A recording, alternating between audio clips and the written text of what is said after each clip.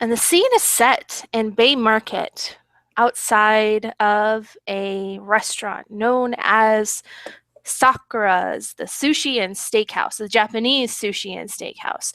Quite a good place to eat. In fact, it's very popular, but to the more wealthier and well-educated, I suppose, on the street people, this is also the location of a gambling den where the wealthy go to maybe have more high stakes betting, enjoy themselves more in the comforts of maybe, I don't know, the allure of doing something that's not quite illegal. Though no one gets hurt, do they?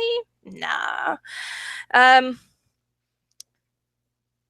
Bianca, having known Oboro and, of course, her own sire May for quite some time, and May being quite loyal to Oboro, has been well educated in that, Oboro has standards that she comes by. It's not uncommon to hear people refer to her as a thug, but you have come to know Oboro as a bit of a thief, a criminal with high morals. Maybe you would say she doesn't like anyone ripping off the poor and the outcast and the unwanted. She seems to have a soft spot for them. Instead, she tends to target the wealthy. So here the restaurant's quite nice, and even further back the clientele are quite nice. It's here outside this restaurant that Bianca comes to talk to Oboro about the night before, about what happened to her sire, to Oboro's favorite child. Not her only child, but her favorite for sure. And that's where the scene will begin. Bianca arrives, still reeling from the loss the night before, and seeing her turn to ash and blood. She remembers that it's very vivid. But the man, why can't she remember him? Why does his memories slip to the furthest edges of her mind? She takes a deep breath, trying to collect herself. She knows that Oboro likes calm and collected, rational behavior. This isn't a time for being emotional. And Bianca's going to make her way in to the restaurant. You go into the restaurant, and the hostess, who you know, a nice Asian lady, she smiles but knows who you are and just kind of motions for you to go to the back where you know the way, essentially, by this point. She gives it a slight smile and a nod and continues to make her way towards the back. You go to the back, the gambling parlor, the quiet secret gambling parlor is medium filled today. It is a Sunday night after all. But there's still some gentlemen with money to waste. You hear a loud cheer as it seems someone has won big, while there seems to be other men with their hands in their faces, just shaking their head, wondering what they did wrong. You head kind of to the side. You don't enter all the room, and you see a retainer that Oboro has always had. His name is Gene, an Asian man as well. He nods as he opens the door. She was expecting you. Thank you, my dear. And she enters the room.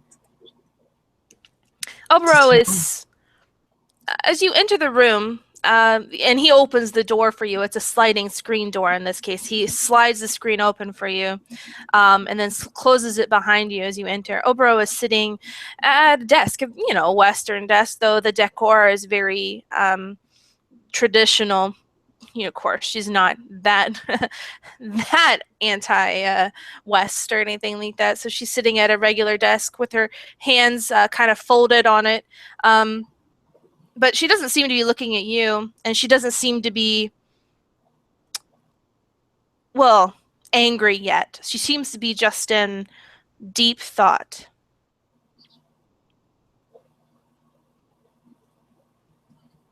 Bianca stands there for a moment in the silence, feeling the weight of it. Maybe it's the weight of her own guilt, feeling like this is her fault. But it could have happened at any time. It could have been when she was with the others. The man may not have gotten away then, but she still feels like there should have been more that she could have done, should have done, shouldn't have done, maybe. Oboro finally takes a breath to speak. Please, tell me everything that led up to this point. Why? Yes. Why did you go? What gave you the idea to go? Why were you with the people you were with? I want to hear everything. We were looking for the talisman pack. They're the ones that caused the wound on my back. The sheriff says I need to find the man that did it and get his blood so that it might be healed. We were hoping to just scout, investigate, look around, not cause any trouble, not get in any trouble. Why were you with Toreador and those two Malkavians? The Malkavians offered to help. The Toreador is also looking for the talisman pack for her own reasons. Her sire was kidnapped by them. I am aware. So, was she with you, or were you with her? She was with me. Why did you not tell us what you were doing?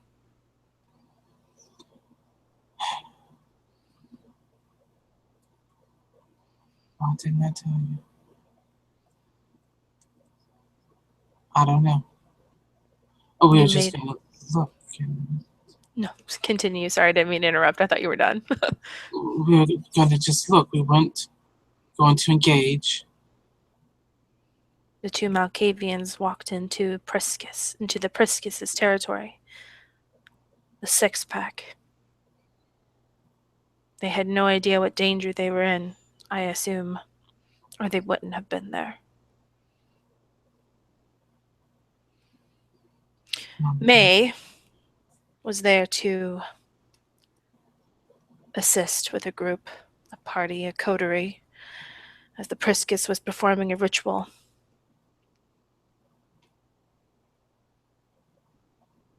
We are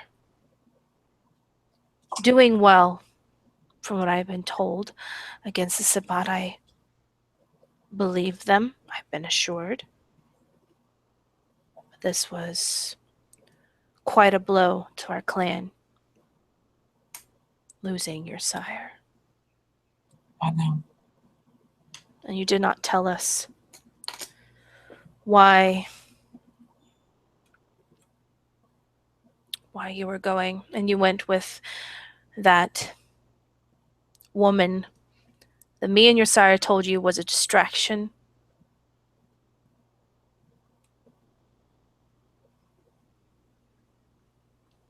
She reaches below the desk and she pulls out what appears to be a pristine white cloth. And then she also sets a small knife on top of it. We are a clan. We can't go straying off on our own and doing foolish things. We must rely on each other.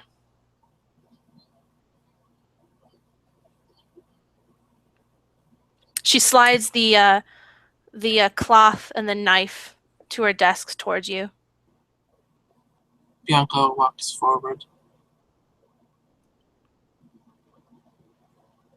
She looks at the knife, the cloth.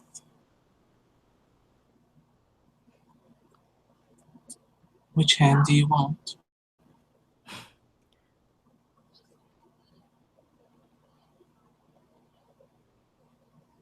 Your right hand.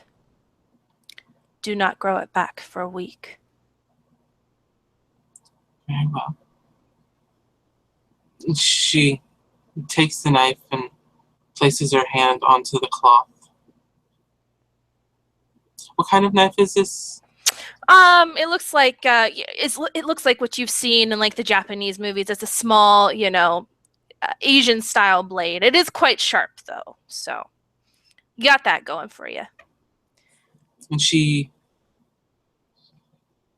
takes a deep breath and chops through her wrist. I'm going to say that you did it because I'd rather not go through this description. Oboro kind of looks at it as you slice your own hand off. In a week, you can begin to grow it back. She But with places your the knife back down. hand gone, you will need to rely on others, including us, to help you.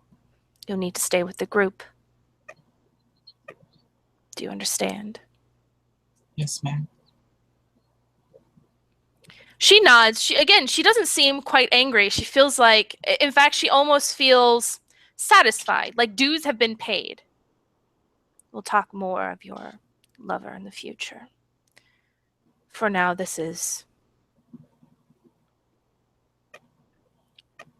good. Thank you. You may leave. Of course. And she puts her stump into her pocket as she makes her way out. As Bianca leaves, Oboro just kind of looks at Bianca's severed hand sitting on her desk. Since she's not, a breathing, heart, blood pumping human being, it doesn't bleed that much. But she just kind of looks at it, and again, she has a little bit of a satisfied look on her face. If she was angry before, that has been washed away a bit. Her child is still gone, and that still lingers in the back of her mind, but she feels that at least a small debt has been paid for her grandchild's mistake.